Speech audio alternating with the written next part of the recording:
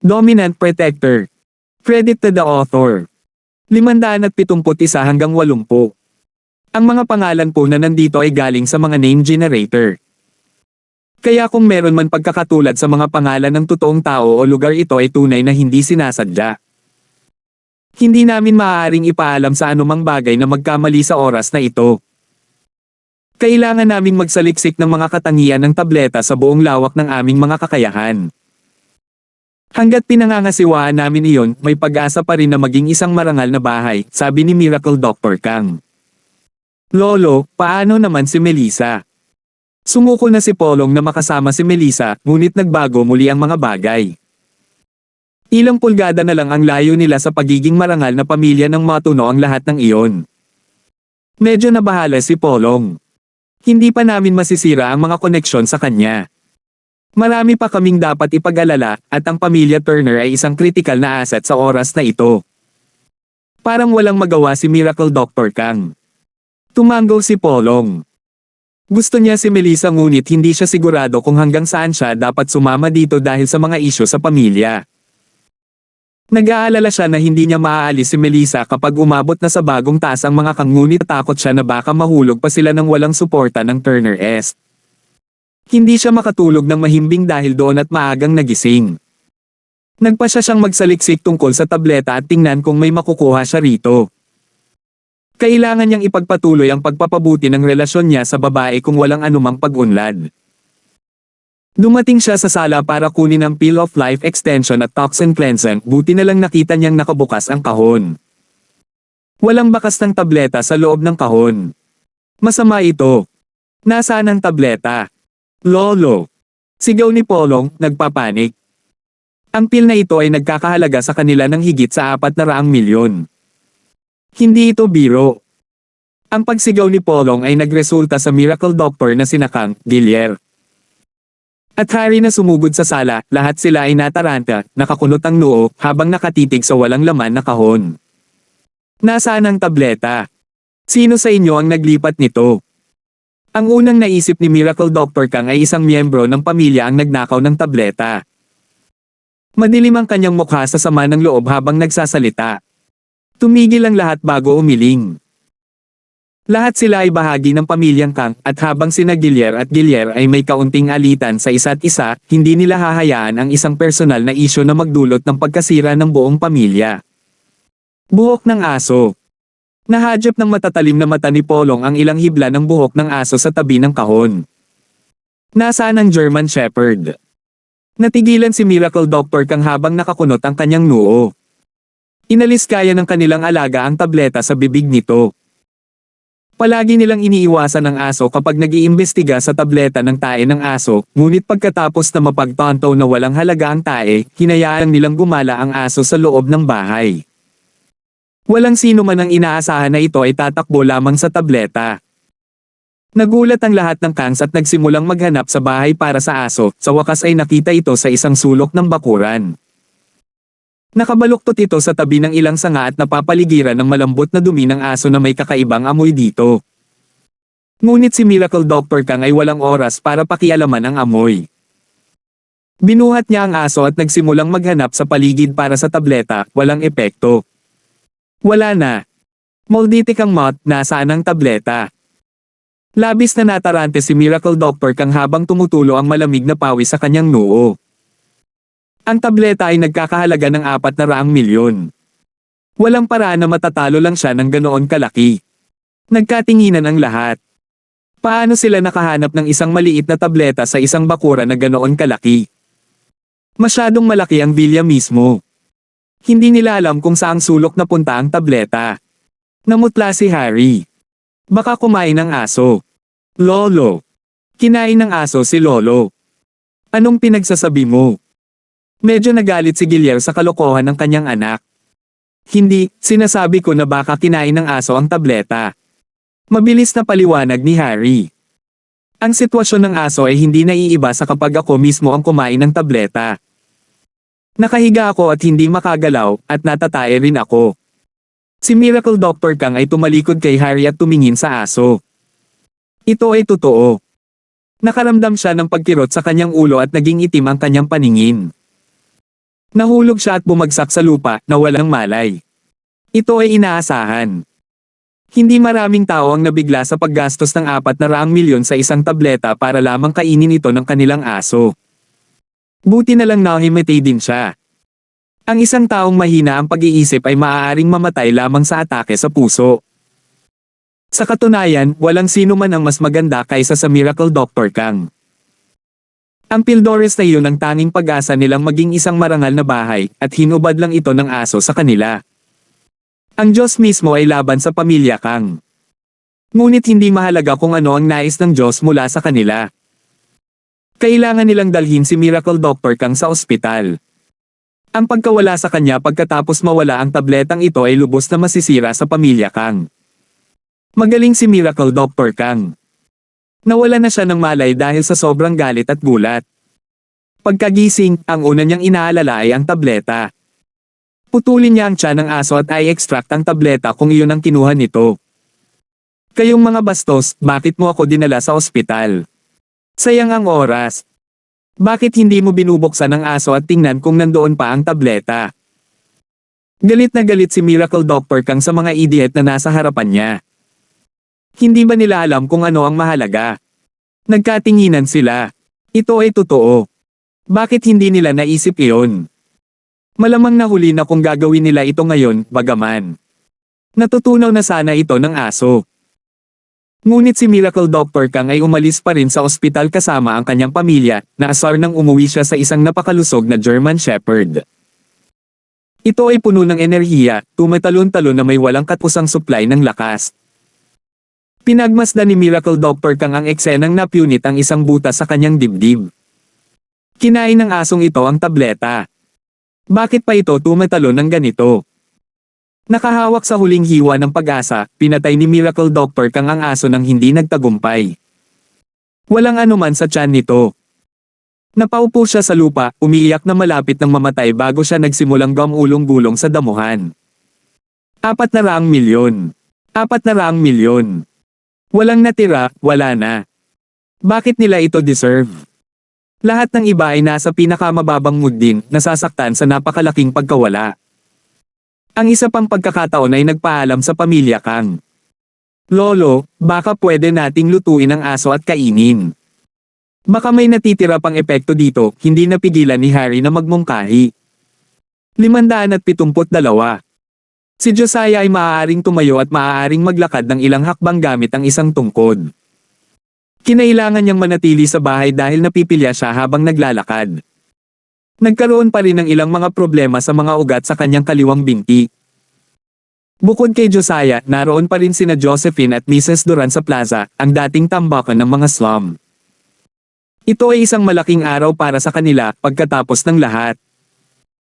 Isang programang rekonstruksyon mula sa lungsod ang naglinis ng basura at nagtayo ng ilang mga landfill sa paligid ng mga slum na ganap na nag-alis ng dump. Ang amoy ay hindi mabata sa panahon ng tag-araw, at ngayon na hindi na ito ang kaso, ang mga tao ay nagsimulang bumisita sa lugar. Nag-ehersisyo at naglaro ng chess ang mga matatanda sa plaza na nagsilbing palaruan din ng mga bata. Ngayon, ang plaza ay isang lugar para sa negosyo. Sa pagitan ng dalawang malalaking puno sa likod ng plaza ay may karatula, tinatanggap namin ang Irving Real Estate na gumawa ng mga pagbabago sa mga slum. Umupo si Irving sa likod ng isang Audi Q7 kung saan si Fabian ang gumaganap bilang driver. Nasa front passenger seat si Gerald at nakaupo sa tabi ni Irving ay isang hindi kilalang nasa katanghaliang gulang na lalaki na biglang sumulpot kasama si Irving. Hindi nag-abalang ipakilala si Irving sa kanya, at ang lalaki ay hindi nag-abalang magsalita. Ipinagpalagay ni na Fabian at Gerald na ito ay ang bodyguard ni Irving na kara-rating lang.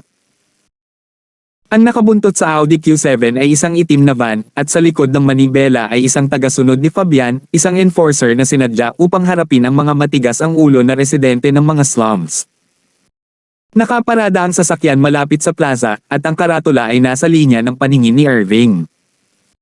Ito ay isang kasiya siyang tanawin, at ipinapalagay niya na ang mga taong ito ay naghihintay na umalis sa mahabang panahon. Habang nakatayo ang mga bagay, nagpasya siya na dapat niyang ipagpatuloy at ibaba ang mga presyo ng kabayaran. Master Bing, mukhang tinatanggap ka ng mga taong ito. Sabi ni Fabian habang nakatutok sa pagpaplano ng kanyang pagbabalik. Makikita natin kung gaano sila ka-welcome kapag binigay mo ang mga numero.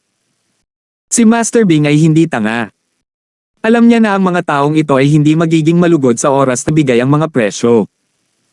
Paano kung hindi nila tayo ay welcome? Pare-parehong bumababa ang mga gusali. Tutal, ito ang unang hakbang sa iyong paghahari sa Starfield. Hindi natin hahayaang sirain iyon ng mga taga-nayon. Sabi ni Fabian. Malinaw na hindi sila masisira ng anuman, ngunit magiging masakit kung ayaw nila. Nakakunot ang noo ni Irving habang nakatingin sa mga tao.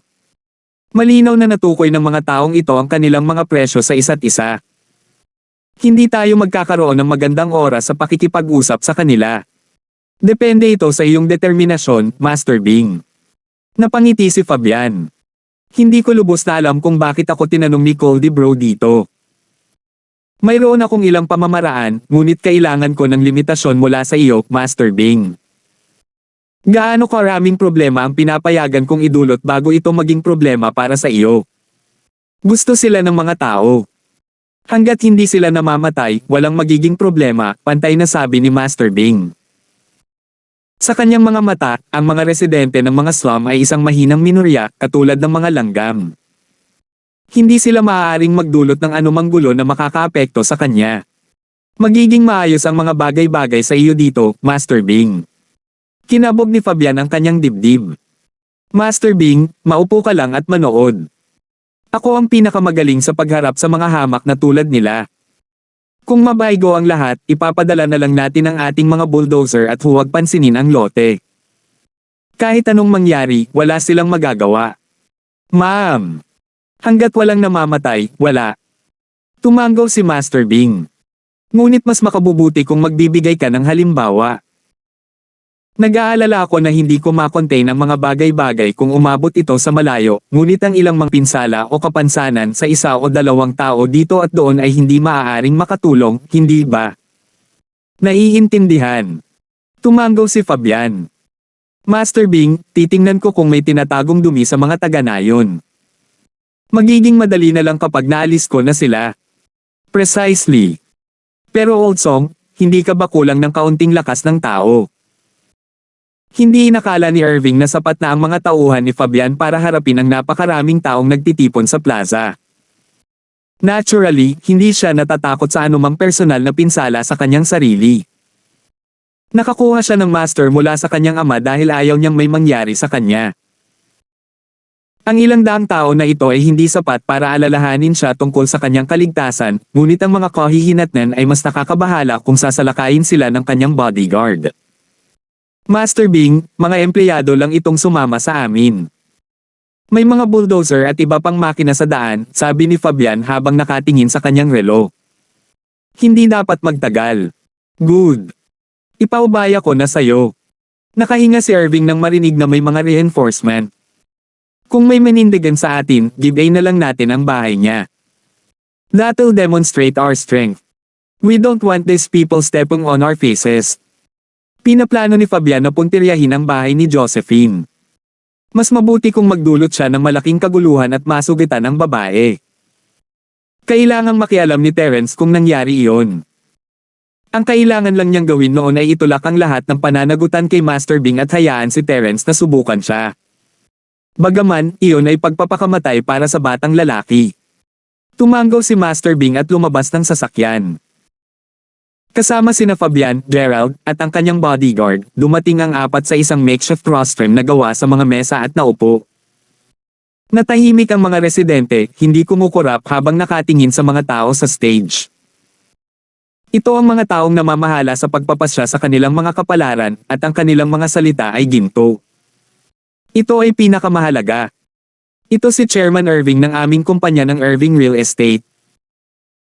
Ang transformation project ng mga slum ay nasa ilalim ng autoridad ni Chairman Zhao, kaya anumang mga kahilingan ay maaaring ipahayag habang tinatalakay namin ang mga plano sa relokasyon. Isinasa puso ni Fabian ang mga salita ni Irving. Kinailangan niyang magpakita muna ng halimbawa gamit ang isa sa mga residente, kaya nagpasya siyang hintayin ang isa sa mga big mouth na iyon na tumayo. Ang pambubugbog sa kanya ay magreresulta sa katahimikan mula sa lahat ng iba pang mga residente. Nagulat ang mga residente sa sinabi ni Fabian. Ang lahat ng mga nakaraang kumpanya ay palaging inilalagay ang kanilang mga presyo sa talahanayan mula pa sa get-go na walang intensyon na kompromiso na nagsasabing walang dapat pag-usapan. Hindi kaya ang kumpanyang ito ng real estate ay may moral? Sa wakas ay nabiyayaan na ba ang mga slum? Ang mga residente ay nagsimulang mag-isip tungkol sa kanilang mga kahilingan, ngunit walang tumayo upang sabihin ang mga ito. Pagkatapos ng lahat, sino ang nakakaalam kung ang mga taong ito ay nagsasabi ng totoo? Hindi naman sila minamadali ni Fabian. Discuss among yourselves. Kapag tapos na kayo, magpadala kayo ng representative sa amin. Kukuha muna kami ng makakain. 573. Si Master Bing ay nakarating sa slum sa madaling araw at wala man lang oras para sa almusal. Medyo malakas ang pag-ungol ng kanyang tiyan. Narinig ni Fabian na nakatayo sa tabi ni Master Bing ang ungol at kinuha niya ang bungad na ito upang muling pasayahin siya. Gutom na gutom si Master Bing habang tumango siya. Tere na mag-breakfast na tayo. Nalaglag ang panga ng mga residente at napanganga sila, naguguluhan ngunit naaliw. Saan pupunta ang mga tycoon na ito? Hindi man lang nakatakda ang presyo at aalis na sila. Ano ang ibig sabihin nito? Gayunpaman, natatakot silang ipahayag ang kanilang mga opinyon. Hindi kumukurap, lahat sila ay tahimik na nakatitig kay Master Bing habang siya ay umalis. Bago umalis si Irving, may sumigaw, Master Bing, hintayin mo ako. Tumalikod si Irving at pumikit. Nakilala niya kung sino ang dumating. Ikaw si RD, tama. Oo, ako ito. Tuwang-tuwa si RD.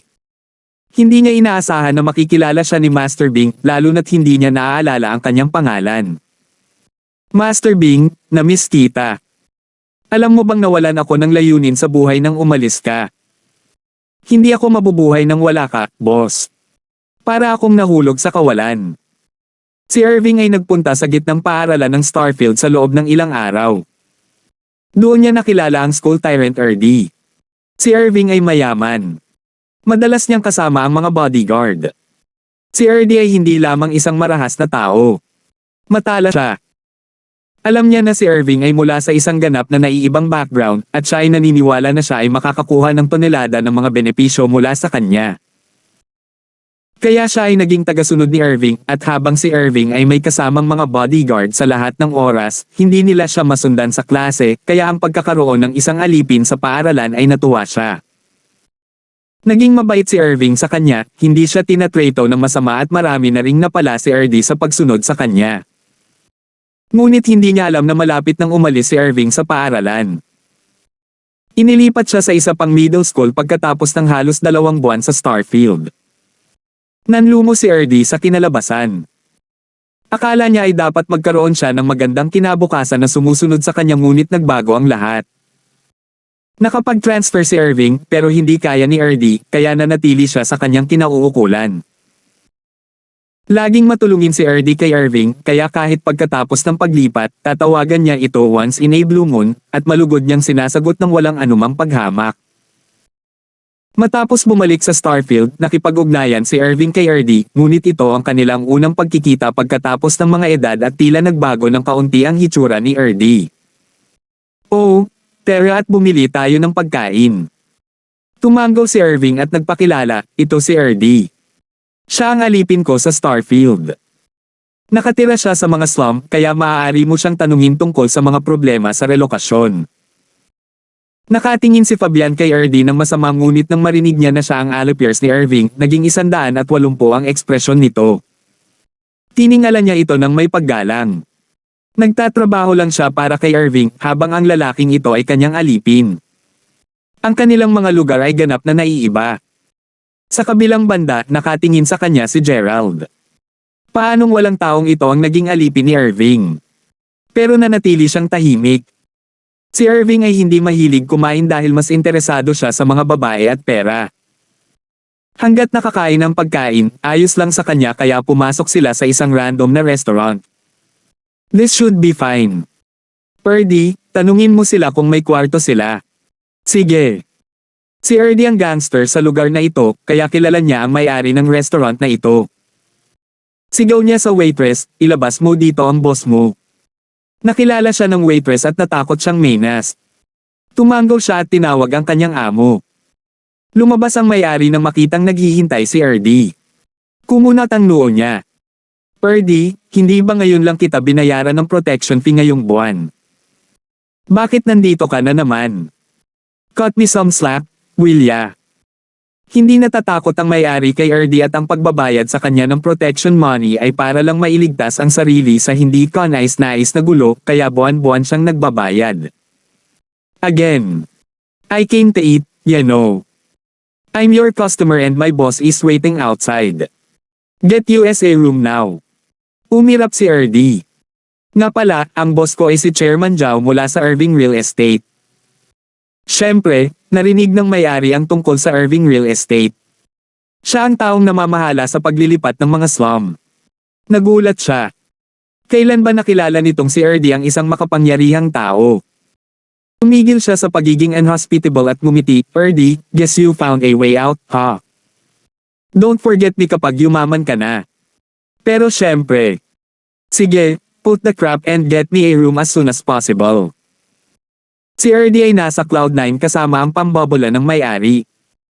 Ipinagpalagay niya na simula nang dumating si Master Bing upang magbukas ng kumpanya dito at siya ang kanyang tagasunod. Bibigyan man lang siya ni Irving ng magandang trabaho, hindi ba? Talagang tinanggap ng may-ari ang gang ni Zhao at pinasok sila sa silid. Bagaman hindi niya kilala si Master Bing, kilala niya ang katabi niya, si Fabian. Nang makita si Fabian na napakahusay at magalang kay Master Bing, alam ng may-ari na si Master Bing ay dapat na isang napakalakas na figure. Hindi nagtagal, inihain na ang mga pagkain sa mesa. Nagsimulang kumain si Irving at nagtanong, Erdy, hinanap mo ba ang impormasyong hiniling ko? Ano ang kasalukuyang sitwasyon ng mga slum? Ang mga relocate ay handang lumipat kung sila ay babayaran ng 3,000 ERM para sa 1 metro kwadrado. Erdy said, this is totally insane. They are way too greedy for demanding this price. 3,000. Ngumisi si Irving. 10,000 lang ang halaga ng bahay nila at 3,000 ang hinihingi nila. I know, right. Sabi ko dapat bayaran na lang natin sila ng 1,800. Mungkahi ni Erdy. Master Bing, ang mga slum ay puno ng mga walang tao. Maaari mong gawin ang anumang gusto mo sa kanila. Ito ay ganap na maayos. Kung gayon, madali lang.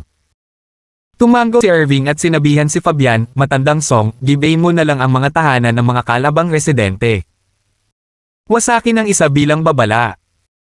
Gumawa ng isang halimbawa sa kanila at ipakita sa kanila kung sino ang amo. Huwag kang mag-alala, Master Bing, ang bulldozer at excavator ay handa na sa aking utos. Tumanggo si Fabian. Siya nga pala, Master Bing, mayroon kaming magandang babae sa aming mga slums. Interesado ka ba na angkinin siya? Matagal nang gustong guluhin ni Erdy si Josephine, ngunit palagi siyang nabigo at wala sa oras ay dumating ang isang makapangyarihang nobyo nito. Alam ni Erdy na hindi niya ito makukuha, ngunit gusto niyang maghiganti.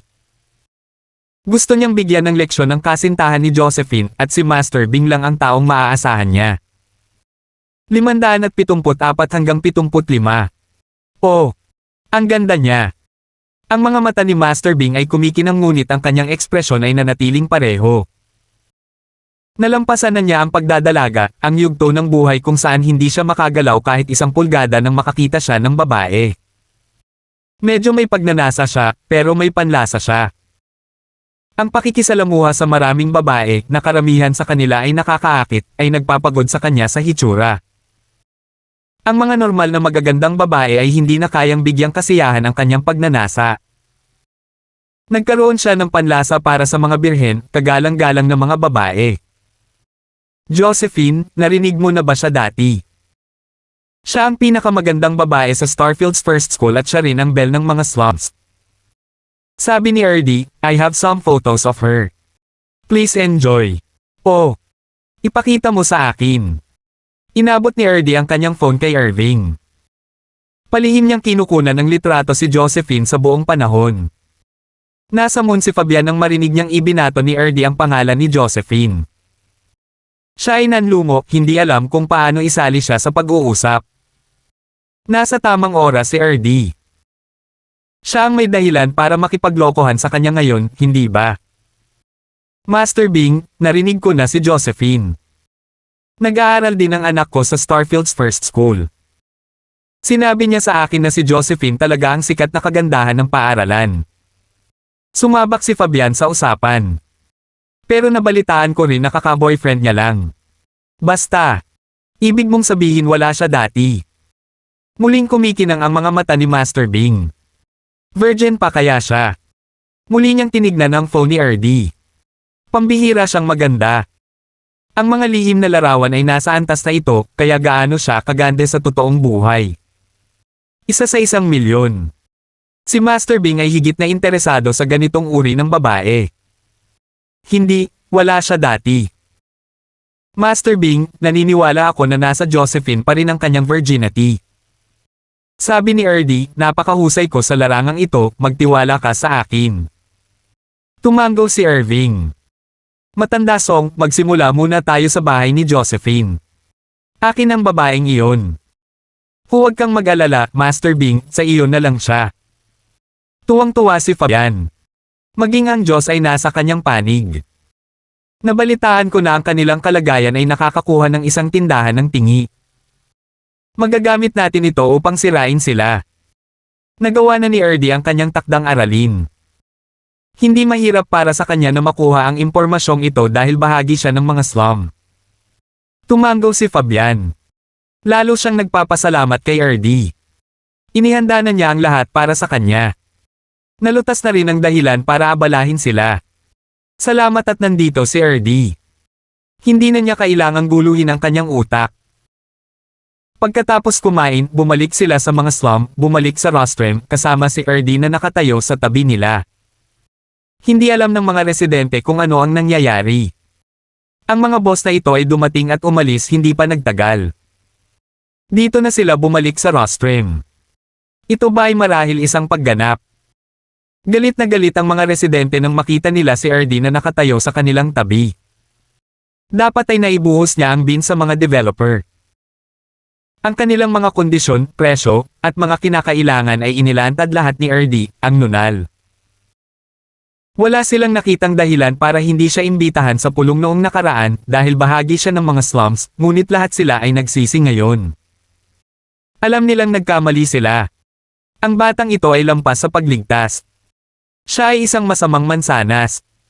Natapos na ba kayong mag-usap? Hindi. Pagkatapos ay sisimulan ko ng pag-usapan ng tungkol sa kompensasyon na ibibigay ng ating Irving Real Estate. Tumikim si Fabian at tumingin sa mga tao. Binibili namin ang bawat metro kwadrado sa halagang 800 ERM, at para sa mga lumilipat pagkatapos makumplito ang konstruksyon, nagbibigay kami ng promosyon. May 20% diskwento ang ibinibigay maliban sa mga retail na tindahan at garahe. 800. Sabay-sabay na tinanggihan ng mga residente ang alok at sumigaw, alam mo ba kung gaano kamahal ang isang bahay ngayon? Wala tayong mapupuntahan kahit 800 lang, di ba? Kahit na binibigyan mo kami ng promosyon, hindi pa rin namin kayang bumili ng bahay dito. Bukod dito, isinasama namin ang iyong shed, garahe, at storehouse sa kalkulasyon. Matapos isama ang lahat, ang pagbili ng 30 hanggang 40 metro kwadrado na bahay ay hindi isang problema. Mahinahong sinabi ni Fabian, okay, kung tapos na ang lahat sa pagtalakay, maaari mo nang simulan ang pagpirma ng kontrata ngayon. Malakas na tinamaan ng realidad ang karamihan dahil lahat sila ay natigilan, nalaglag ang kanilang mga panga. 3,000 ang kanilang unang presyo, at ang pagbebenta sa halagang 2,000 ang kanilang limitasyon. Naisa na nilang bumili ng mga komportableng bahay na may kabayaran, ngunit hindi nila inaasahan na ang mga developer ay napakalamig ng dugo na nag-aalok ng 800 ERM para sa 1 metro kwadrado. Napakalaki ng pagkakaiba para tanggapin nila. Ang pinaka-disappointed ay si Mrs. Duran. Maliit ang square footage ng kanilang bahay, at wala silang shed o kamalig sa simula. Nais lamang niyang bumalik dito pagkatapos ng relokasyon at bumili ng retail store gamit ang pera ni Terence, ngunit hindi sila pinayagang magkaroon ng diskwento. Ano itong katarantiduhan? We're not relocating. What is this compensation? We can't buy a house if we're relocating now. Anyone with me? Sigaw ng isang lalaki. Dahil may nagsimula nito, sumambulat ang hindi kasiya siya mula sa karamihan. Lahat ay nagpapakita ng kanilang pagkabalisa at nagrereklamo tungkol sa kabayaran. We demand 3,000, no less. We're not move an inch from our houses. Purdy, pinagtaksilan mo ba kami? Ikaw Moher *** King Nunal, sinisira mo ang mga pangarap natin. Everyone is equal, so why are not give a discount for retail stores? Kung ganoon, hindi tayo lilipat. Hindi na nakapagpigil pa si Mrs. Duran. Hindi niya inisip ang kabayaran dahil maliit ang square footage ng kanyang bahay. Hindi mahalaga kung ito ay 2 o 3,000. Ayaw ni Mrs. Duran na masangkot dito dahil hindi ito angkop para sa isang babae na maging kakaiba, ngunit ginawa niya pa rin ito pagkatapos na ang lahat ay nabalisa sa mga developer. Gayunpaman, ang problema ay tumayo siya nang tumahimik ang lahat. Tinuro siya ni Fabian, gusto mong makakuha ng retail store. Halika sa entablado. Nagulat si Mrs. Duran ngunit walang naibigay ang boses ni Fabian. Hindi kaya binibigyan siya nito ng discount. Bumilis ang pulso ni Mrs. Duran. Naisipan niyang umakyat sa rostrum. Natakot si Josephine at pinigilan siya. Nay, huwag kang pumunta, huwag ka munang tumayo. Bitag to. Don't be a silly girl. Look at the crowd. Kung hindi natin ipaglalaban ang sarili natin, wala tayong pagkakataon. Tinitigan ni Mrs. Duran ang kanyang anak. Hindi mo ba alam na maraming kamay ang gumagawa ng magaan? These things are best solved in public with the crowd behind us. Tiyak na tatanggapin nila ang ilan sa mga kondisyon natin kung kikilos tayo ngayon. At saka, naaalala mo pa ba ang kasawian ng iyong ama? Wala tayong magagawa kapag tayo lang. Kung gayon, hayaan mo akong samahan ka, sabi ni Josephine, nag-aalala. Sa sandaling makita ni Fabian si Josephine, kumislap ang kanyang mga mata. Ang Terence na iyon ay may magandang lasa, hindi ba? Siya ay karapat-dapat sa pamagat ng kagandahan ng paaralan. Sayang naman. Naglalaway si Master Bing sa kanyang buong katawan nang umakyat siya sa rostrum. Mas maganda siya kaysa sa larawan. Ang mga inosenteng dalagang ito ang paborito niya. Hindi siya maaaring magdulot ng anumang gulo na makakaapekto sa kanya. 576. Gusto mo ng tindahan, di ba? Ito ang desisyon ng ating Master Bing, maaari mo siyang kausapin kung gusto mo. Itinulak ni Fabian si Mrs. Duran sa direksyon ni Irving. Ako. Master Bing, ganito po. Gusto po namin ng tindahan, kung ayos lang. Kinakabahang sabi ni Mrs. Duran habang nakatingin kay Master Bing na malinaw na siya ang namamahala rito. Siya ay may hangin ng solemnidad sa kanya at si Mrs. Duran ay hindi talaga nang ahas na makipag-away sa isang taong tulad niyan. Isang tindahan. Si Master Bing ay hindi tumitingin kay Mrs. Duran, sa halip ang kanyang mga mata ay nakatutok kay Josephine. We can give you a store? Sure, hindi ka namin sisingilan. Pero depende yan sa gagawin mo. Ano? Gagawin ko. Anong gagawin ko? Huminto si Mrs. Duran, hindi inaasahan na mula kay Master Bing iyon. Hindi lang sila nakakuha ng tindahan, nakukuha pa nila ito ng libre. Iyon ay walang kaunting kahulugan, at hindi masyadong malamang na ginawa ito ng taong ito dahil sa kabaitan din. Anak mo yan, di ba?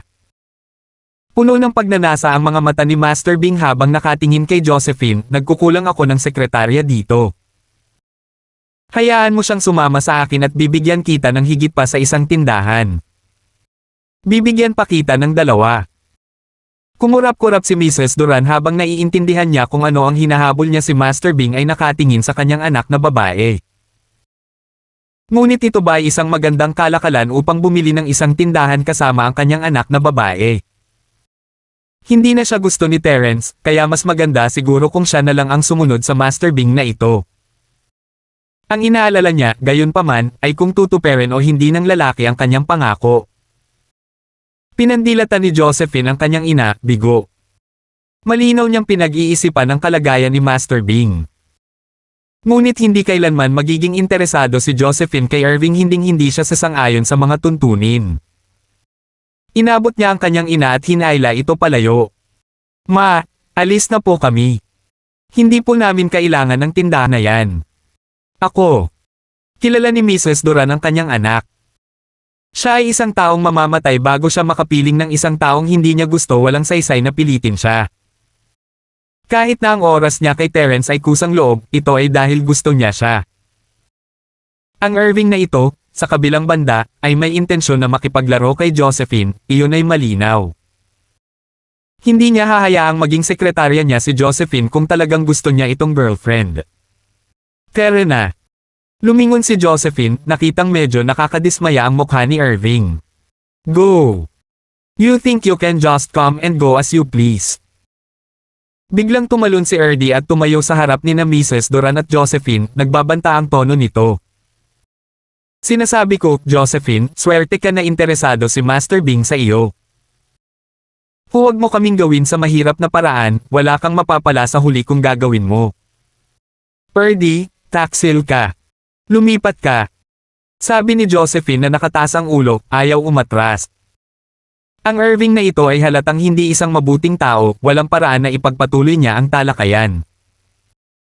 Dahil lang sa ayaw na sa kanya ni Terence ay hindi ibig sabihin na hahayaan na niya ang kanyang sarili na magsayang ng ganito. Wala siyang intensyon na maging laruan ng isang tao, mas gusto niyang maging pangalawang asawa ni Terence. Josephine, di ba? Hayaan mong sabihin ko sa iyo ito, ako, si Irving, ay hindi kailanman nabigo pagdating sa mga babae na aking tinitignan. Kung matalino ka, sasama ka sa akin ng tahimik at tamasahin ang mga benepisyo. Makukuha mo ang lahat ng tindahan na gusto mo, ang mga bahay na gusto mo. Hindi ko rin masasabi kung pipiliin mong gawin ito sa mahirap na paraan. Inihayag ni Irving na may malamig na tawa, medyo nahihiya siya na tatanggihan siya ni Josephine sa harap ng maraming tao. Pagbalik sa lungsod, isusuka sa kanya ng mga babae ang kanilang sarili kung ikukulot lang niya ang kanyang daliri para aanyayahan sila. Akala niya ay malugod na sasama si Josephine sa kanya kapag nangako siya sa kanya ng ilang mga benepisyo, ngunit mukhang may personalidad ang dalaga. We don't want the store anymore, and we're not moving. We'll go back to our old place, all right. What can you do about that? Iyon ay kung sino si Josephine, mas gugustuhin niyang iwanan ang bahay kaysa hayaan siyang i-bully siya ng mga tao. Hindi gumagalaw. Sige na. Si Irving ay nagpaplano na gumawa ng isang halimbawa ng isang tao sa unang lugar, tila ang pamilyang Duran ang perpektong target. Binigyan niya ng tingin si Fabian, at tumango naman si Fabian habang tumatayo, naglalakad palabas ng plaza kasama si Erdy. Tiningnan ni Mrs. Duran ang kanyang anak na walang magawa, sinira niya ang tulay para sa karagdagang talakayan. Imposible sa puntong ito, kaya nagpasya siyang sumuko na rin sa tindahan. Hinawakan niya ang braso ng kanyang anak at nagsimulang maglakad palayo. Sinabi ba namin na pwede ka nang umalis? Malamig na sabi ni Gerald, ngayong wala na sina Fabian at Erdy, siya na ang magiging tagapagsalita. Bakit kailangan nating manatili kung hindi tayo gumagalaw? Umirap si Josephine. Hayaan mo na sila. Pagsisisihan nila ito sa lalong madaling panahon. Mahinang sabi ni Irving, may tiwala sa boses. Naririnig na niya ang hagong ng makinarya sa di kalayuan. Nataranta ang dalawang babae ng hihinayang. Pero ngayong binigyan na sila ng okay na umalis, wala nang paraan para manatili sila. Nagsimula silang maglakad pauwi, nagpaplanong pag-usapan ang kanilang susunod na hakbang, hindi kontento sa kung paano natapos ang mga bagay. Ano ang gagawin nila kung wala ang tindahan? Pangarap pa rin nilang magbukas ng barbecue restaurant. Halos nasa bahay na ang dalawa nang makita nila ang isang trenching machine na umaabot sa braso nito sa kanilang bahay, na humahampas sa mga dingding. Sa likod nito ay bulldozer, umuungol habang ito ay tumutulak sa kanilang bakuran, na pinapatag ang tarangkahan. Tatay. Matandang Duran. Sabay-sabay silang nagsisigawan habang papunta sila sa bahay, hindi inaasahan na sa pilitang jijibay ni Irving ang kanilang bahay ng ganito nasa bahay pa rin si Josiah. Hindi pinansin ni Josephine ang lahat ng panganib at pumasok sa loob habang sinubukan ni Mrs. Duran na ihinto ang mga makina. Gumuho na ang bubong. Nakuha ba nito si Josiah? Hindi siya makakalabas kung walang tutulong sa kanya. Anong ginagawa niyo? Nandyan ang tatay ko, tumigil ka. Sumigaw si Josephine habang tumatakbo papasok. Ngunit isang marahas na tingin ang sumilay sa mga mata ni Erdy. Lumingon siya sa driver sa tabi niya. Gibain mo ang bahay, nagsisinungaling siya. Sinabi ni Master Bing na pananagutan niya ang mangyayari. Tumango ang driver at ipinagpatuloy ang pagsira, at walang choice si Josephine kundi ang maninangil sa bahay hindi sila nakikinig. Ngunit hindi na makapasok ang bahay nakaharang ang bulldozer sa daan, patuloy na umuusad habang ina-address nito ang trenching machine sa pagsira sa bahay. Nagsimulang bumagsak ang mga tile mula sa bubong at wala nang pakialam si Josephine. Napuno ng adrenaline para sa kapakanan ng kanyang ama, naapakan niya ang pala sa harap ng bulldozer, napunit ang isang malaking sugat sa kanyang binti. Bumulwak ang dugo, ngunit walang pakialam si Josephine habang ipinagpatuloy niya ang kanyang pagsingil. Ang braso ng trenching machine ay umindayog, humampas sa bubong na nasa itaas mismo ng Josephine habang papasok siya sa mga tiles ng bahay bumagsak at natomba, isa sa mga mas malaki ay tumama sa ulo ni Josephine, naghiwa ng 7 sentimetro na sugat na tumatakip sa kanyang mukha ng dugo siya ay bumagsak sa lupa at nawala ng malay. 577. Josephine. Josephine. Sumigaw si Mrs. Duran nang makitang dinurog ang kanyang anak na babae ay nagulat sa kanyang buong katawan, nabalisa siya habang tumatakbo patungo sa direksyon ng kanyang anak. Si Mrs. Duran ay tuluyan nang nawala ng pag-asa, wala siyang ideya sa kalagayan ng kanyang asawa sa loob, habang ang kanyang anak na babae ay nabasag lamang ng isang laryo sa ulo. Wala siyang ideya kung ano ang gagawin.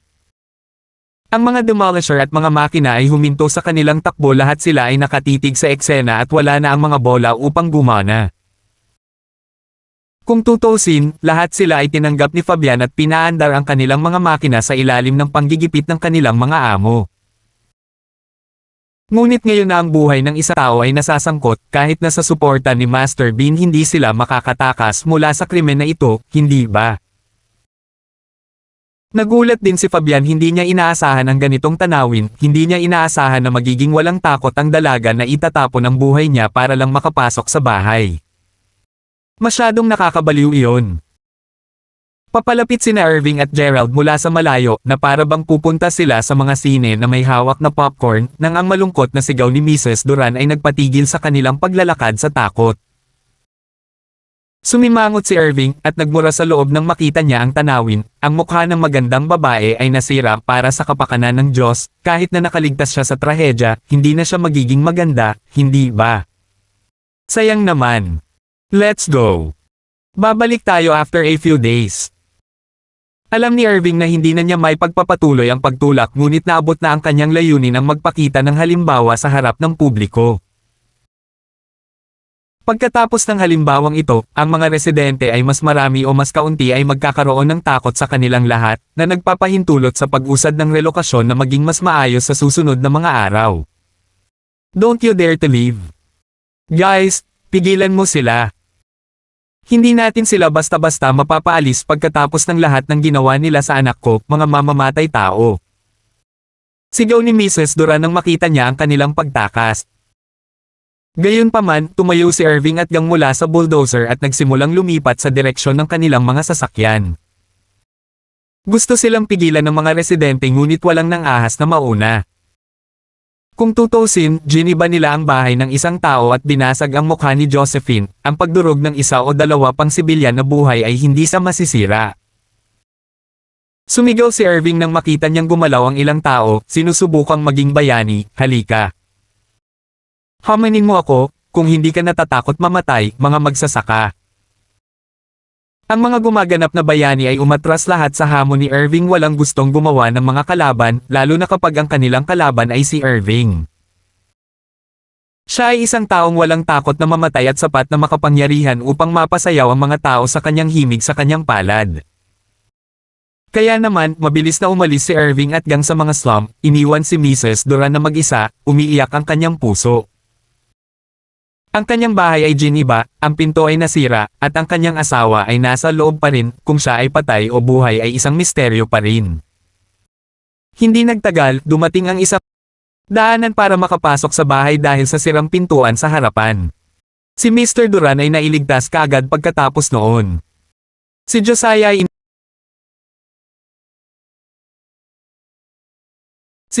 ay inihatid palabas ng mga bumbero na nagngangalit ang kanyang mga ngipin sa sakit dahil sa kanyang mga binti. Nang makitang nabali lamang ni Josiah ang kanyang magkabilang binti, nakahinga ng maluwag si Mrs. Duran at hindi na nag-abala pang hanapin siya naghihintay sa pagdating ng ambulansya. Pagkarating ng mga ambulansya at pulis, mabilis na dinala ni Mrs. Duran ang kanyang anak na babae sa ambulansya, habang si Josiah ay inilipat sa isa pang ambulansya, at kapwa nagmamadaling isinugod sa ospital. Matapos umalis si Irving at ang gang, binayaran ni Irving ang mga demolisher ng malaking halaga bago sila makatakas. Masyado silang natakot na manatili pa habang kinukuha nila ang pera at tumakas para sa kanilang krimen. Samantala, hindi natinag si Irving sa krimen na ginawa niya. Sa katunayan, binalak niyang itulak ang lahat ng responsibilidad sa mga demolisher para makalaya siya rito. Tio Zo, sundan mo sila. Gusto kong patay silang dalawa, gawin mong aksidente, utos ni Irving sa nasa katanghaliang gulang na bodyguard pagkaalis ng dalawang demolisher. As you wish, Master Bing. Ang nasa katanghaliang gulang na lalaki, si Uncle Zo ay hindi gaanong nagsalita habang siya ay naglalakad patungo sa direksyon ng mga demolisher. Hindi kailanman hahayaan ni Irving na manatili ang anumang ebidensya o saksi sa mundong ito. Sa madaling salita, hindi niya isasapanganib ang kanyang sarili na mapunta sa kulungan kaya ang tanging paraan ay ganap na alisin ang bawat bakas ng ebidensya na nakaturo sa kanya.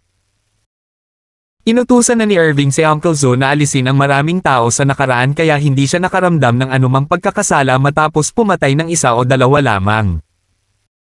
Purdy, Fabian, at Gerald, lahat sila ay bumalik sa kumpanya ni Irving. Ang kumpanya ng real estate ng Irving ay sa wakas ay natapos na sa araw na iyon, pagkatapos na maitayo at ma-renovate ni na Gerald at Coldy sa nakalipas na ilang buwan.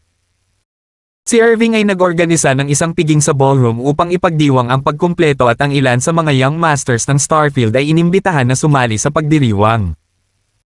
Ang ballroom na ito ay gagamitin bilang isang restaurant pagkatapos makumplito ang gusali ng Irving at nagsisilbi rin bilang isang kantin para sa kumpanya. Habang nangyayari ito, nakarating na sa ospital sina Josephine at Josiah. Bago makarating sa kanilang destinasyon, nagising si Josephine, pinayagan si Mrs. Duran na makahinga ng maluwag. Ang mga manggagawa sa ospital ay nagpasya na maliban sa kanyang noo, siya ay maayos at ang kanyang buhay ay wala ng panganib. Gayunpaman, ang sugat sa kanyang noo ay mangangailangan ng mga tahi, na nangangahulugang hindi maiiwasan ang anumang mga peklat na maiiwan. Tuluyan nang nasira ang malaanghel niyang mukha at imposibleng bumalik sa dati niyang mukha. Ang pinakamaliit na maaari niyang gawin ay hindi takutin ang mga tao kapag siya ay lumabas sa kanyang bahay. Sa kabilang banda, ang mga sirang binti ni Josiah ay parehong nababalot ng plaster. Hindi ito seryoso. Ito ay ang katotohanan na siya ay, ilang sandali lamang, nagsimulang maglakad, at ngayon siya ay pinabalik sa pagkakahiga sa kama. To tell the truth, pareho silang itinuring na maswerte na buhay pa. Natuwa si Mrs. Duran na pareho silang ligtas ngunit agad na nanlungo pagkatapos noon habang ang katotohanan ay sinampal siya mismo sa mukha, ang kanilang bahay ay giniba. Ano ang gagawin nila ngayon? At saka, ngayong pumangit na ang kanyang anak, bet niyang hindi na siya gusto ni Irving, di ba? Hindi man lang siya nagkaroon ng pagkakataong lumaban sa mukha ng kanyang anak na wasak. Pinlano niyang gamitin ang mukha ni Josephine para maipasok ang kanyang anak sa isang mayamang pamilya, ngunit huli na ang lahat. Ang kanyang pag-asa ay naglaho sa manipis na hangin. Ang pag-iisip na kunin ang bayad na medikal mula kay Irving ay hindi pumasok sa isip ni Mrs. Duran dahil alam niya na ito ay imposible. Ang trahedya ng kanyang asawa ay ang pinakamahusay na halimbawa at ang mga alaala ay palaging bumabalik sa kanyang isipan paminsan-minsan, hindi pinapayagan siyang makalimutan. Ang noo ni Josephine ay nababalot ng mga benda, ang kanyang mga mata ay nakatutok sa kisame. Nagawa niyang maging maganda muli. Permanente na ba ang kanyang kapangitan? Noong una, gusto ni Josephine na maging mas pangit para lang ang malaswang desperado ay layuan siya sa mga mapang akit na mata na iyon, ngunit siya ay isang babae kung tutuusin gusto nilang maging maganda, walang sino man ang magnanais na maging isang pangit na halimaw. Terence. Mamahalin pa rin kaya niya ito tulad ng dati. Napaluha si Josephine nang hindi niya sinasadya nang maisip niyang ayaw na sa kanya ni Terence. She had been pretty with that face, she was able to face off with Trixie but it is impossible now with her disfigured face. Gusto pa ba siya ni Terence na ganito ang mukha niya ngayon? Napaisip siya. Josephine, huwag kang umiyak sa natapong gatas. Sabi ng doktor ay gagaling ka ng hindi oras at hindi halata ang peklat. Ang puso ni Mrs. Duran ay nadurog sa milyong piraso nang pumasok siya sa silid upang makita ang mga luha ng kanyang anak. Nay! Hindi na napigilan ni Josephine ang kanyang nararamdaman habang umiiyak, Nay, bakit tayo malas? Bakit? Ano ang nagbigay sa kanila ng karapatang give-in ng ating tahanan? Ano ang dahilan kung bakit nila ginawa iyon? Hinawakan ni Mrs. Duran ang anak niya at mahinang bumantong hininga, Josephine, kasalanan ng nanay mo. Sinira ng nanay mo ang magandang mukha mo. 578. Tama ka, isa itong bitag, hindi muna ako dapat tumayo, ngunit hindi ako dapat kumilos nang hindi nag-iisip ng mabuti, ang kasakiman ay nagbubulag sa aking isipan. Ngayong malinaw na ang aking isipan, nakikita ko na ginagamit lang nila tayo upang magbigay ng halimbawa. Ginamit nila tayo upang bigyan ng babala ang lahat ng ating mga kapitbahay at kusang loob tayong sumunod sa kanyang plano. Nagpatuloy si Mrs. Duran.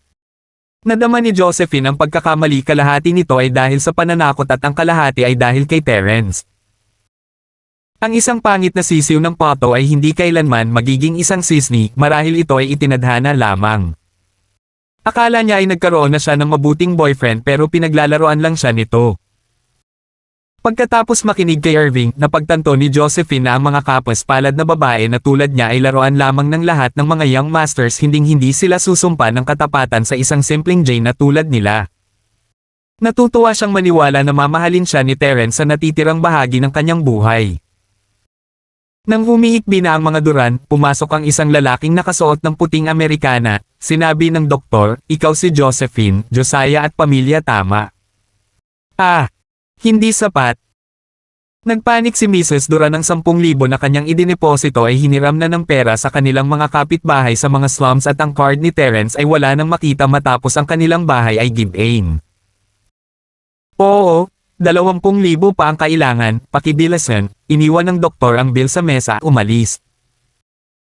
Ang halaga ng pera na nakalista sa kwente ay nagparalisa kay Mrs. Duran. May sapat ba tayo? Asan ang pera sa bahay natin? Ibinaba ni Josephine ang kanyang pagmamalaki matapos makita ang ekspresyon ng kanyang ina. Hindi ko maalis sa bahay noon ang bankbook at mga card, marahil ay hindi na natin ito makukuha ngayon sa kasalukuyang estado ng ating bahay. At saka, nakuha ko rin ang deposito kay Willa at hindi pa ito sapat. Bumantong hininga si Mrs. Duran, nawalan tayo ng bahay, nasugatan kayo ng iyong ama, paano tayo mabubuhay ngayon? Bagamat mahirap sila noon, hindi naman sa isang kanto na kaya pa rin nilang mabuhay. Ngayong nawala na sa kanila ang lahat at nawawala ang kanilang card, nasa dead end na sila. Ano ang dapat nilang gawin sa hinaharap? Itinulak ni Willa ang pinto at nag-aalalang nagtanong, Josephine, kumusta ka? Ano ang nangyari sa iyo? Lahat kayo ay ginugulo ako. Walang sapat na upuan ng ambulansya para kay Willa kaya huli siyang dumating. I'm fine. Ngumiti ng pilit si Josephine at tinakpan ang eyebags niya, ayaw niyang ipaalam kay Willa na umiiyak siya. Gayunpaman, hindi bulag si Willa, nakita niya ang mga pulang mata at luha, sino ang hindi makakapansin nito? Josephine, umiyak ka ba? Tanong ni Willa, bakit? Is there anything wrong? Di ba sabi ng doktor okay ka lang? Willa, pumangit ako. Naging emosyonal si Josephine, kanina pa niya pinipigilan ang mga emosyon at naabot niya ang kanyang breaking limit, lumuluha gusto niyang umiyak sa kanyang puso, nag-aatubili siyang tanggapin ang kanyang kapalaran, hindi na siya kagandahan. Kung ikukumpara sa mga binti ng kanyang ama, ang mga kahihinatnan ni Josephine ay mas malala. Nabali lang ang mga binti ni Josiah sa kalaunan ay gagaling at babalik sa normal. Samantala, ang mukha ni Josephine ay pumangit, ang kanyang mukha ay wasak habang buhay, paano niya ito matatanggap? She didn't deserve this at all, hindi ba? Pumangit. Nagulat si Willa si Josephine ang pinakagwapo sa kanyang squad, paano siya pumangit? Yung noo niya, nakasarado ng 8 tahi. Mapait na ngumiti si Mrs. Duran, nawalan kami ng bahay, bali ang mga paa ng tatay niya, at napakaraming pera pa rin ang utang namin sa iyo at sa ospital. Ano ba ang dapat nating gawin, mapahamak ang buhay natin? Sinabi mo ba kay Terence? Tanong ni Willa. Ako. Para saan? Nakaramdam ng mali si Josephine at muntik na siyang umiyak. Paano niya papayagan si Terence na makita ang kahindek-hindek na paningin niya? Imposible naman. Kung dumating si Trixie kasama si Terence, ano ang mangyayari sa kanyang mukha at reputasyon? Walang paraan para makatakas siya sa pagtawanan mula kay Trixie. After all these misfortunes, how could you not find him? Tawagan mo siya, dummy. Minamadali ni Willa si Josephine. Ayaw na niya sa akin, walang kwenta ang tawag sa kanya. Napaluha muli si Josephine, walang magawa at nagkasala. I see, Josephine, I think he still loves you. Why not give it a try? Napipilitin tayo ngayon sa isang sulok, siya na lang ang pag-asa natin paano mo paaasahang mabubuhay tayo ng walang tulong. Nag-alinlangan si Mrs. Duran, huwag na nating pag-usapan ang tungkol sa pag-ibig, kailangan pa niyang bigyan tayo ng kahit isa pang card, di ba? Loves me. In what way, oh my God? I'm disfigured now, he wouldn't even want me as his mistress anymore. Calling him. Are you guys trying to humiliate me? Nadamay ng husto si Josephine, hindi siya makapaniwala na iniisip pa rin ng kanyang ina ang bayad sa break-up. Nadismaya siya, naramdaman niyang hindi katanggap-tanggap ang mungkahi ng kanyang ina. Mahal ka niya noon, bakit hindi mo na lang subukan? Hindi man lang sumuko si Mrs. Duran, humahawak sa huling hiwa ng pag-asa, siya ay nasa hustong gulang na kung tutuusin, mas marami na siyang nakitang bagay kaysa sa kanyang anak, alam niya kung ano ang kailangan para makaahon sila sa kasawiang ito. Higit pa rito, ang lahat ng mga responsibilidad ay nakasalalay sa kanyang mga balikat ngayong nasa hospital bed si Mr. Duran. Ang 500,000 ay mahalaga, hindi nila kayang mawala ito, anuman ang mangyari. Subukan mo. Hindi mo ba alam na malaki na ang utang ko sa kanya? Paano ko na lang siya tatawagan ulit para pera? There's no way I can return the money even if I tried for the rest of my life, Mom. Galit na galit si Josephine. Why don't you go and beg his girlfriend, tell her you don't mind being Terence's mistress? Papayag siya, di ba? Tumigil sandali si Mrs. Duran at nagmungkahi. Ayoko. Mama, ano ba ang iniisip mo? Magpapakamatay ako kapag nakarinig pa ako ng mga kalokohang mungkahi mula sa iyo. Paano mo nalang itatapon ang mukha at reputasyon ko ng ganyan? Ngayong pumangit na ako, hinding-hindi niya ako papayagan na maging jowa niya. Walang paraan na papayag si Josephine na itapon ang kanyang pride. Bakit ba ang tigas ng ulo mo? Ang pagiging nilalaro ni Irving o ni Terence ay pareho lang, ano bang masama sa pagiging mistress? Nawala ang bahay namin, kung hindi mo siya tinatawagan ngayon, 3 lang kaming maghihintay sa pagdating ng kamatayan. Hindi naman hindi makatwiran si Mrs. Duran, talagang itinaboy sila sa isang sulok. Noong una, binalak ni Mrs. Duran na hikayatin ang kanyang anak na akitin si Irving na kumuha ng 2 tinggian na tindahan at isang bahay, hindi naman ito masamang pakikitungo. Ngunit pagkatapos ay lumitaw ang problemang ito, nasira ang mukha ng kanyang anak, maaaring hindi na siya tanggapin ni Irving ng libre ngayon, kaya pinalitan ni Mrs. Duran ang kanyang target kay Terence. Naniniwala siya na dahil kahit papaano ay mag-asawa sila noon, kahit na may disfigure na mukha ni Josephine, hindi lang siya papansinin ni Terence at itatabi siya sa tabi ng walang puso, hindi ba? Hindi masisisi si Mrs. Duran sa kanyang mga iniisip, pagod na siya sa pagiging mahirap, pagod na sa pang-aapi. Nakaramdam siya ng napakalaking kapangyarihan at kasiyahan kapag nandyan si Terence, walang sino man ang may kakayahang tumawid sa kanila kapag nasa ilalim sila ng proteksyon ni Terence, na para bang siya ay nakaupo sa tuktok ng mundo. Sa kabaligtaran, nang umalis si Terence, agad silang binubuli. Ang kanilang bahay ay giniba, ang mga paa ng kanyang lalaki ay bali, ang mukha ng kanyang anak na babae ay pumangit, at wala siyang lakas ng loob na sisihin ang mga amo. Naging matigas ang ulo nang wala si Terence. Hindi niya napigilan, buong buhay niya ay naghahangad ng isang maruming mayamang buhay. Alam niyang matigas ang ulo ng kanyang anak kaya hindi niya binanggit si Irving, binanggit lang niya ang manliligaw ng kanyang anak na si Terence.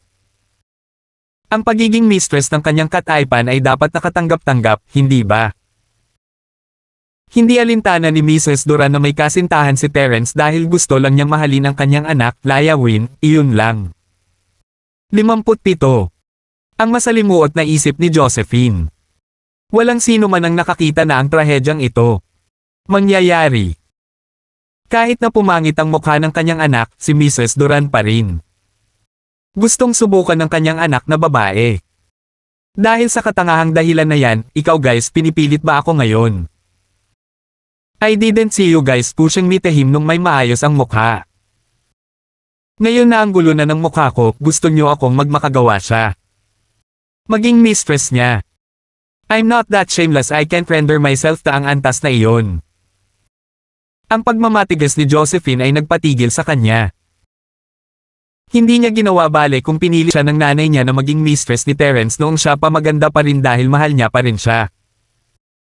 Hindi pa rin nawawala ang nararamdaman niya para sa kanya malakas.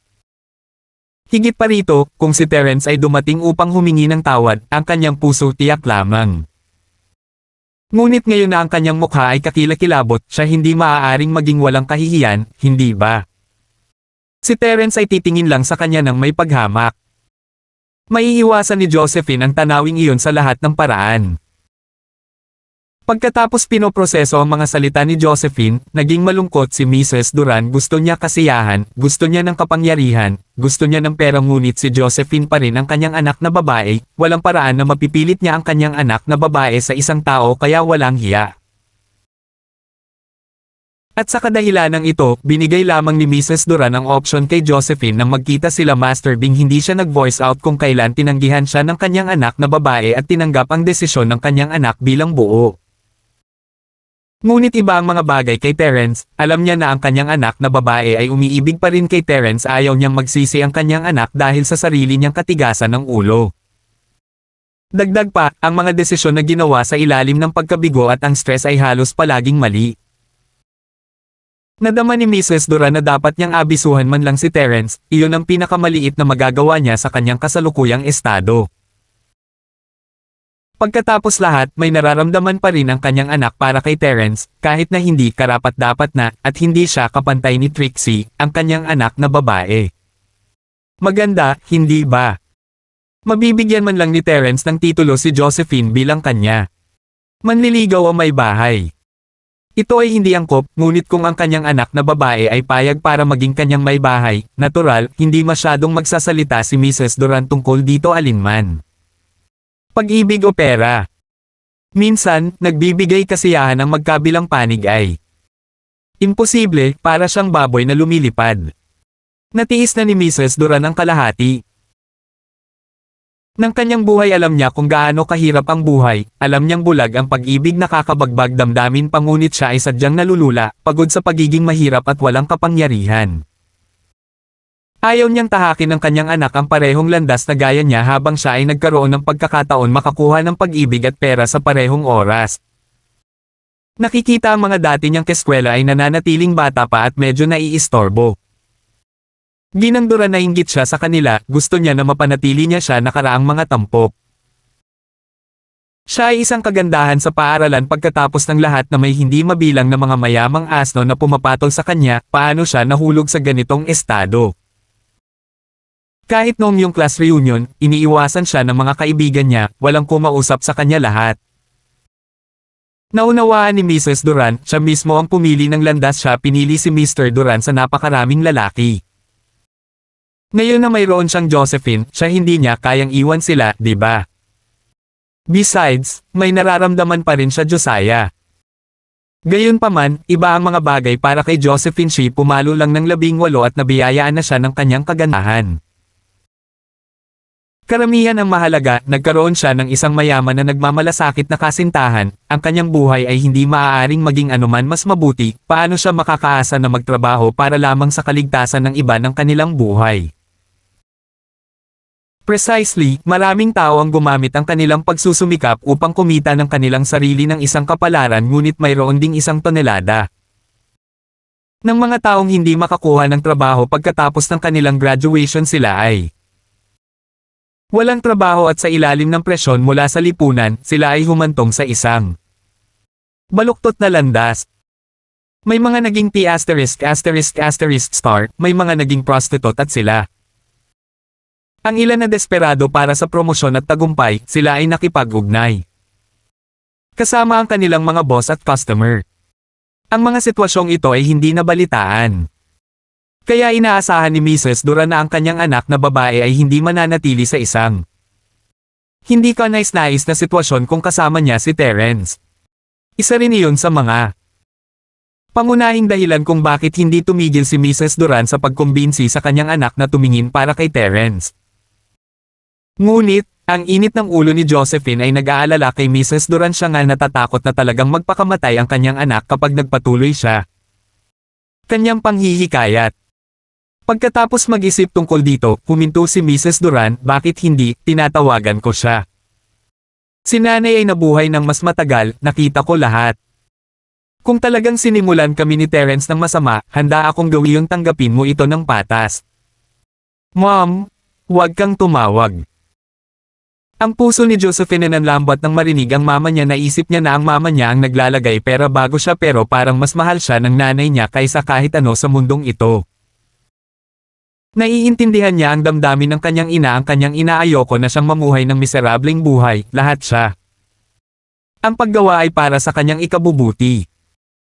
Bagaman, ang pamamaraan ng kanyang ina ay walang kabuluhan, alam niyang ito ay para sa ikabubuti niya. Ang kanyang ina noon tama, nakaramdam siya ng lubos na kawalang kasiyahan nang i-demolish siya ng bulldozer bahay. Gusto niyang lumaban, kalabanan ng malakas at baligtarin ang kanyang kapalaran, ngunit wala siyang magawa at hindi niya mapigilan ang mga ito. Siya sa wakas ay naunawaan na niya kung bakit napakapilit ng kanyang ina. Kung hindi ganoon ang buhay harsh, pipilitin ba talaga siya ng mama niya hanggang sa mag-extend? Kung si Terence boyfriend pa rin niya, papansinin na lang ba niya ang katotohanang may isang tao lang giniba ang kanilang bahay? Sinubukan siya ni Rowan Gold na harass at siya nakuha ang kanyang kapalaran mula kay Terence. Mula noong araw na iyon, ang Golds ay parang apo sa harap nila, behaving and respectful.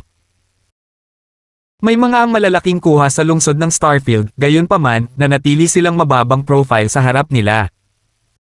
Josephine, wala akong choice. Hindi ko nahahayaang magduse ka pa. Bamantong hininga si Mrs. Duran. Nanay. Nasira si Josephine, patuloy na tumulo ang mga luha sa kanyang pisngi. Alam kong ginagawa mo ito para sa akin, pero hindi naman ako pwedeng maging walang hiya, di ba? Hindi na ako gusto ni Terence, hindi ako pwedeng pumunta na lang at magmakaawa sa kanya. Bukod, utang ko sa kanya, sobrang laki ng utang ko sa kanya, hindi ko na kayang bayaran, alam mo na siya. Kung maganda pa ako, kaya ko pagantihan mo siya ng katawan ko. Tumibok sa sakit ang puso ni Mrs. Duran at Willa nang tumingin sila kay Josephine. Tita, let me do this job. Bystander lang ako, wala akong mukha, okay lang. Inilabas ni Willa ang kanyang telepono. Sa pamamagitan ng all means, Willa. Tuwang-tuwa si Mrs. Duran nang marinig niya ang mungkahi. Bagaman, maaaring hindi ito epektibo, ano ang mali sa pagbibigay, ito ay isang subukan pa rin. Maaaring bumisita man lang si Terence, hindi ba? Kinagat ni Josephine ang kanyang mga labi, gusto niya itong pigilan ngunit isang buntong hininga ang lumabas. Wala siyang ibang mahanap maliban kay Terence. Basta sa loob ng maikling ilang minutong ito, nawala si Josephine sa kanyang pagiging idealist mundo. Nawalan siya ng bahay na matutuluyan, bali ang mga paa ng kanyang ama, at siya pumangit din ang mukha, nasa rock bottom ang swerte nila. Wala maaaring mas masahol pa iyon, hindi ba? Upang sabihin ang totoo, Josephine talagang gusto rin niyang makilala si Terence sabik siyang malaman kung paano si Linford. Magre-react si Terence sa kanyang kamalasan. Ang inaasahan at ninanais ni Josephine ay nagtatago sa likod ng lahat, ang pakiramdam ng isang batang babae sa pag-ibig ay laging mahirap intindihin pagkatapos ng lahat. Nakatutok ang mga mata niya ang telepono ni Willa, ang numerong dati niyang kinikilala. Tumibok ang puso niya, at habang ang kanyang tibok ng puso ay pumipintig tulad ng mga hooves ng isang mahal, siya biglang huminto si Willa, sandali lang. Anong problema, Josephine? Ibinaba ni Willa ang kanyang telepono at kakaibang tumingin sa kanya, Josephine, dapat hayaan mo siyang dumating. Ken. Nagalinlangan si Josephine at mariing sinabi, sabihin mo sa kanya na sira ang mukha ko. Pumangit at hindi na maganda. Huwag mo siyang pilitin kung ayaw niya para bisitahin. 580. Noong una, ayaw ipaalam ni Willa kay Terence ang tungkol sa mukha ni Josephine ngunit ngayon na humiling si Josephine na pilitan siyang ipaalam kay Terence. Sa katunayan, talagang naiintindihan ni Willa ang damdamin ni Josephine, gusto lang niyang subukan ang katapatan ni Terence. Ito ay lubos na naiintindihan para sa isang batang babae. Kung talagang mahal ni Terence si Josephine, bibisita pa rin siya at hindi niya papansinin ang nasirang mukha nito. Sa madaling salita, kung mahal lang ni Terence si Josephine para sa kanyang mukha, hindi siya magbibigay ng dalawang she asterisk tungkol sa pagbisita sa kanya. Nakuha rin ni Mrs. Duran ang intensyon ng kanyang anak, hindi niya maiwasang mapabuntong hininga.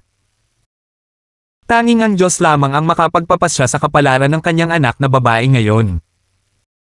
Tumingin si Willa sa mga mata ni Josephine, puno ito ng determinasyon. Gusto pa niya itong kumbansihin ngunit tinupad na lamang niya ang kanyang kahilingan at sinimulan ang tawag sa numero ni Terence. Sa huling yugto ng klase sa self-study, buong atensyon ni Cheryl sa kanyang mga tala, at habang si Yasi ay bumubulong sa tabi niya, Cheryl sis, mayroon akong mabuti at masamang balita, alin ang gusto mong marinig muna? Kahit ano. Mahinang sabi ni Cheryl.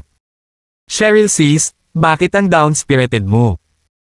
Medyo disappointed Yasi ang disinterest ni Cheryl sa chismis. Ang iyong mabuting balita at masamang balita ay karaniwang pareho, sabihin mo lang sa akin ang isa. Kilalang kilala ni Cheryl si Yasi.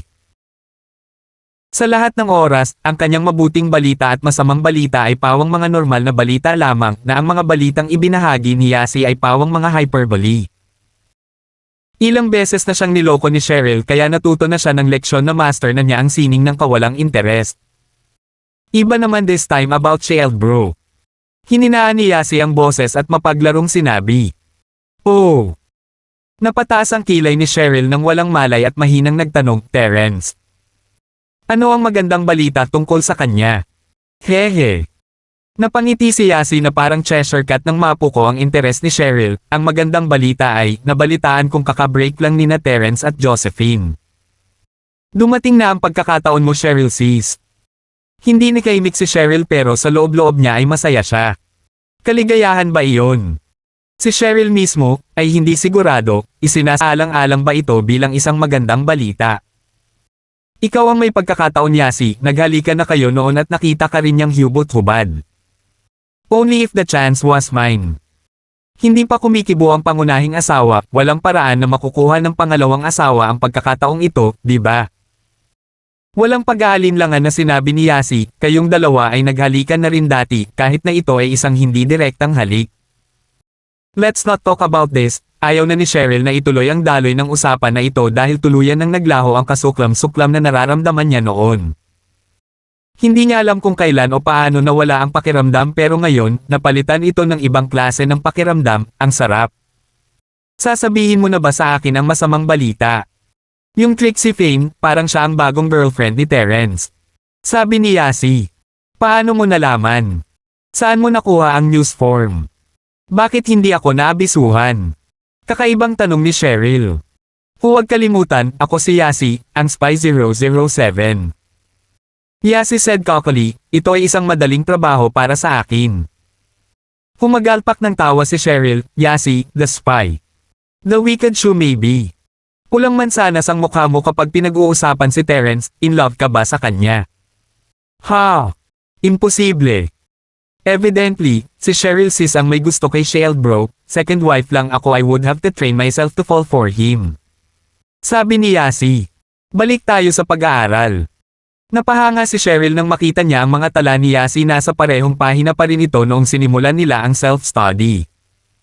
Sa kabilang banda, si Yasi ay nagsimulang mag-flip sa kanyang libro ng ehersisyo ng may pagmamadali, nagsusulat ng ilang mga tala at gumuhit ng sabay-sabay. Kumunat ang noo ni Cheryl hindi niya maintindihan ang soulmate niya, one of a kind ang pagiging weird niya. Sa oras na iyon, naramdaman ni Terence na laktawan ng klase at tumungo sa bahay ni Josephine para lang tingnan siya nang mag-vibrate ang kanyang telepono, hudyat ng papasok na tawag. Kinuha niya ang kanyang telepono at nakitang si Willa iyon. Hello! Sagot ni Terence. Terence, ako si Willa? Huminga ng malalim si Willa. Hindi pala kaibigan ang pakikitungo niya kay Terence kahit na pinagmamasdan siya ni Josephine, hindi niya mapigilan ang kanyang emosyon, gusto niyang magsalita para kay Josephine dahil siya ang kanyang matalik na kaibigan pagkatapos ng lahat. Papatayin sana ni Willa si Master Bing at gangkong sila ay isang hakbang na mas mabagal dahil siya ay isang taong may karangalan. Ang ipinagmamalaki niya ay gagawin niya ang lahat para sa kanyang matalik na kaibigan. Willa! Anong meron? Nagulat si Terence hindi niya alam kung ano ang gusto ni Willa sa kanya sa sandaling ito. Nasugatan si Josephine, tayo ay nasa unang ospital ng Starfield. Ang kanyang noo ay sarado na may 8 tahi, malamang, isang peklat ang mananatili at siya ay madidismaya. Tatanungin na sana ni Willa si Terence tungkol sa kanyang mga opinyon ngunit siya ay napatigil. Ano? Nasugatan si Josephine. Pupunta ako ngayon, hintayin mo ako. Hindi na hinintay ni Terence na tapusin ni Willa ang kanyang linya at tumakbo palabas ng silid-aralan.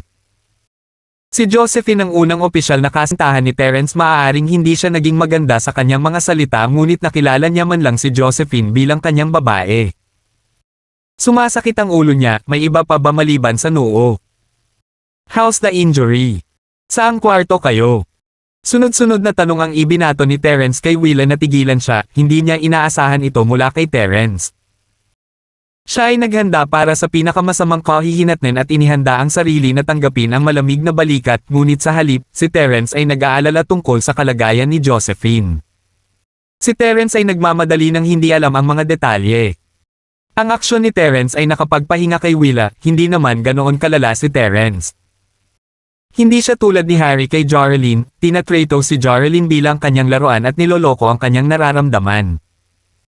Hindi mababasa, ang pag-aalala ni Terence ay mula sa kanyang puso, ito ay taos puso at dalisay. Dahil dito, nagawang patawarin ni Willa si Terence sa ginawa niya kay Josephine. Kung tutusin, maraming mga young masters marriage ang pinagdesisyonan ng kanilang bahay, ang kalayaan nilang pumili ng sarili nilang asawa ay inagaw ng kanilang mga magulang.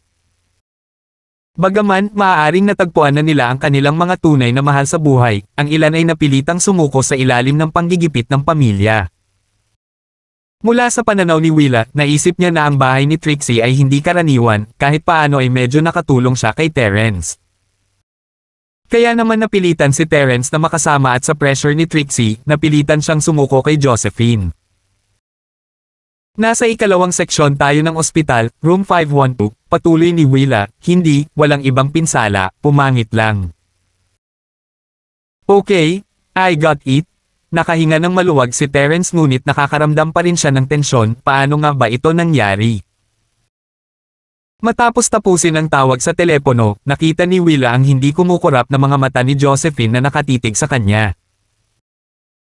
Mula sa titig na iyon, alam ni Willa na mahal pa rin ni Josephine si Terence sabik siyang malaman ang reaksyon ni Terence.